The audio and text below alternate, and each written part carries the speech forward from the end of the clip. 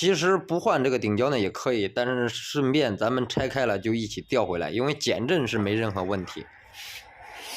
这个现在咱们这是没有分体的啊，这是顶胶和轴承连一起的旧件啊。咱们这样去转它，它有涩，非常涩。听到这个声音了吧？刷刷的，这个会有什么影响啊？它会方向盘沉，就是说你如果说感觉方向比以前沉了，这个也有可能会造成啊。还有一个就是它旷了，知道吧？这个旷量就会导致上去之后，哎，过那种小的戈丁路，然后，哎，出现那个异响。